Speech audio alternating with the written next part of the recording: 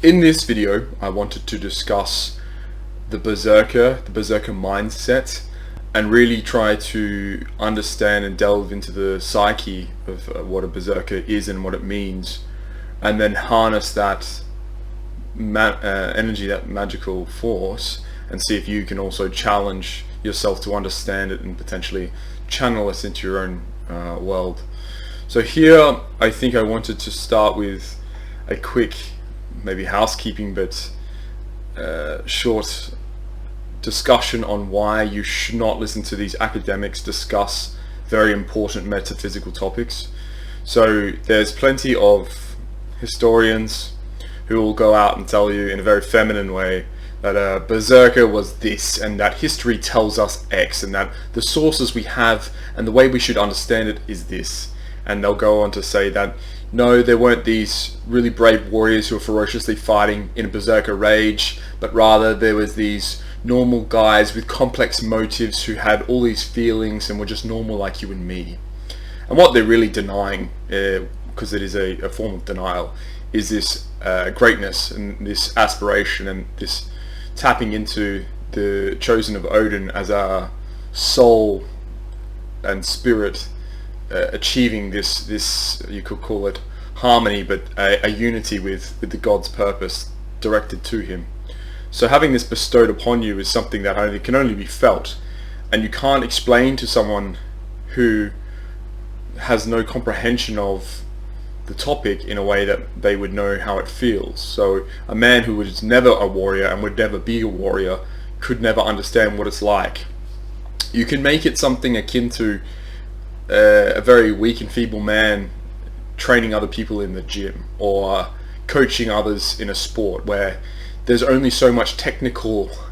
understanding you can communicate and understand from an analytical perspective, rather than going out and actually experiencing it in a way that's much more, first of all, intuitive, but and lived, rather than analytical and Platonist. But here we would say the academic can never embody the spirit of anyone in war, and that historians, albeit some of them are quite good at retelling history, would almost never have taken part in major battles and warfare. So unless you're reading a historian who themselves was a warrior, at least in mindset, but if in physicality and in reality, then you're going to have this warped impression of what these warrior mindsets are and how we can understand them. So once we've gotten that out the way, and we discuss Berserker as an ornamentation, this representation of a warrior spirit, and the most divine and blessed warrior spirit that there is, we don't want to argue about the semantics of whether there's bear shirts and whether it's bear has no skin or it's bear as the animal. It doesn't matter. This is just really pathetic, low-level quibbling. What we want to understand and comprehend is the mindset of what a Berserker must have been like. To be a warrior who was a shock troop, a legend of many battles, the chosen of the Lord of the Jarl. These are the concepts we want to communicate, and it doesn't matter what they're called. And that we understand it today as being a Berserker, it could have been called something else back then. But we know that the fascination we have now with really impressive heroic ideals and warriors would have been the same. So from this perspective, I think it's best if we look at some of the historical retellings, and I'll do a bit of reading here and provide you with a bit of the mindset, and then how we can transvalue those thoughts, ideas and energies into more modern context, and what you can think about in your own, how do I get to where I need to be, a warrior mindset, being a Berserker, what would that enable from me? Because some men just are built different, and I want this to be a known force that you're either normal or you're built different. There is a dog inside of you, and that you have to harness that and bring that energy out sometimes, because if you don't allow something to flourish and train and bloom, it'll eventually wither and die, and you'll never have that experience, and you'll never have that knowledge of who you really are, and the true greatness of your power, and what that can mean. So starting here with the top, I just think it's good to have a look at historical retelling of the Battle of Stamford Bridge, and Harald Hardrada was a Norwegian king invading England. And here it's going to say, his men rushed forwards without armour, were as mad as dogs or wolves. bit their shields, and were strong as bears or wild oxen, and killed people at a blow, but neither fire nor iron told upon them. This was called Berserker. And the tale here is at least a mythologized or maybe legendary retelling of one Berserker who was able to stave off what was 15,000 people here, 15,000 men from the king's army. So filled with bloodlust by drinking his potion and praying to Odin, the Berserker took on the whole English army only by himself, which numbered 15,000. The English charged the Viking to gain access to Harald Hardrada, but the Berserker killed many of them with his great axe and sword. He held the bridge for a considerable amount of time, and killed over 40 English soldiers single-handedly. The Berserker, however, finally succumbed to the English when a soldier rode to the bottom of the bridge and stabbed the Viking in the groin, mortally wounding him. The Vikings were soon defeated when the English poured into their position. His sacrifice was in vain, as Harald Hardrada and many of his Vikings were soon slain afterwards, marking the end of the Viking Age. And I think this heroic tragedy is emblematic in a lot of ways of the Western journey and our cycle, but in some ways, obviously, his importance was vastly, and even if he dies nameless like he has here, his importance in being able to produce awe amongst so many warriors themselves. So the level of heroism, you might say, that he was able to embody has such significance that he was written about 1,000 years ago in his one deed, was able to hold off an entire army. And how you can't be just awestruck by something like that is up to you. But for me, the single-handed ability of one man to be a berserk and be so ferocious and powerful in his own physical being that he can hold off a 15,000 man army, hyperbole or not, I think is remarkable and should be celebrated in the sense that this is what we should all strive for in some way, to be remembered like this, if nothing else. If you're not Harald Hardrada in your sagas retelling, you can at least be the lone berserker on Stamford Bridge. The imagery is obviously very impressive, and it's also very moving. So berserkers themselves have a very distinct physiognomy, we'd call it, with the idea of this animal, so usually a bear or a wolf or something, attached to their outfit, their armor, and in that they would embody the spirit of the animal and getting in touch as much as they can with this ritualistic and occultist aspect of being a berserker. There's a lot of poetry around, saga poetry around berserkers, and I'll just read some of it here. I'll ask of the berserks, you tasters of blood, those intrepid heroes, how they are treated. Those who wade out into battle, wolf-skinned they are called. In battle they bear bloody shields. Red with blood are their spears when they come to fight. They form a closed group. The prince in his wisdom puts trust in such men, who hack through enemy shields. So this hyper-arousal to battle, and this, you could call it, elemental plane, and how they become a force, and such a force in themselves, that they are able to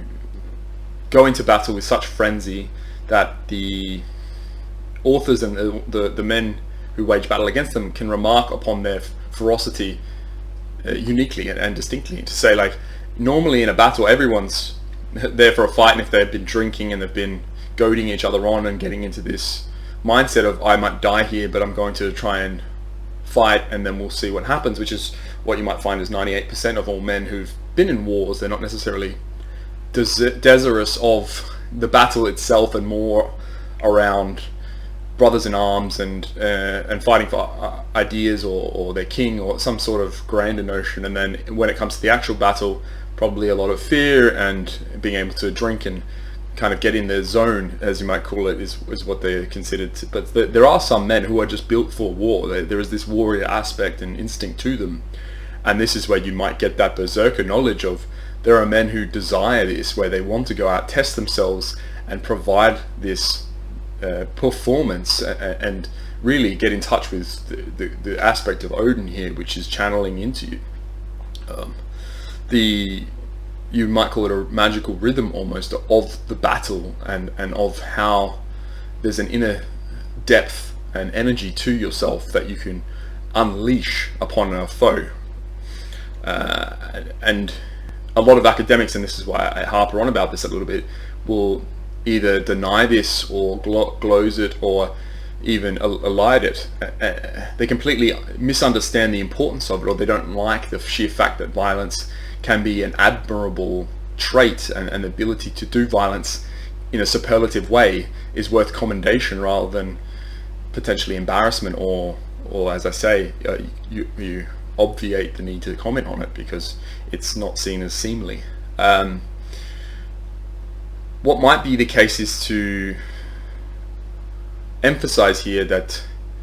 it doesn't necessarily matter what the weapon was or whether they were armor or not,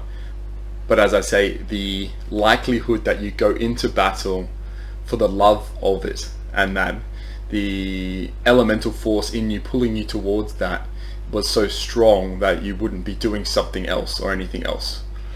And here I think it's best if I read upon maybe the saga of Hadvar, where we look at someone called Angrim, where at that time Angrim was raiding among the Perms in the Baltic. He raided the kingdom of King Svarland and fought against him. They met face to face, and King sorry, I have to get the names here, pronunciations right. The King Svarfalami struck at Angrim, who parried the blow with his shield, but the lower part of the shield was cut away and the sword plunged into the earth. Then Angrim struck off the king's hand so that he had to let Tyrfing fall. Tyrfing here is the sword, it's a magic sword in this saga.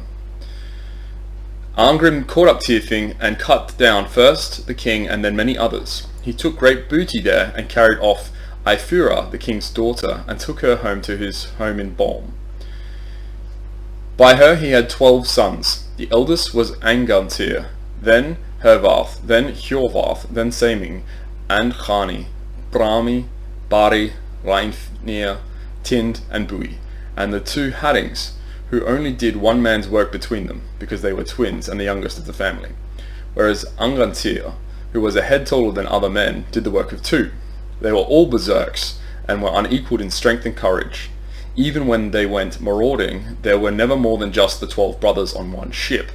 They raided far wide into many lands, and had much success, and won great renown. Angantyr had Tyrfing, and Saming Mistletoe. Hervarth had Hroti, and each of the others possessed a sword famous in single combat, and it was their custom, when they had only their own men with them, to land when they felt the berserk's fury coming upon them, and wrestle with trees or great rocks, for they had been known to slay their own men, and disable their ship. Great tales were told about them, and they became very famous. Which, I really like this story, because obviously it's an attestation to a berserker fury and a berserker mindset, not some academic notion of what was said in history and what we can interpret it as, but this ability for us to understand men filled with such antediluvian and naturalistic fury and the need for battle and want for battle in ways that we can understand it's an outlet, an expression of who you are, and that if it's genetic as it is here,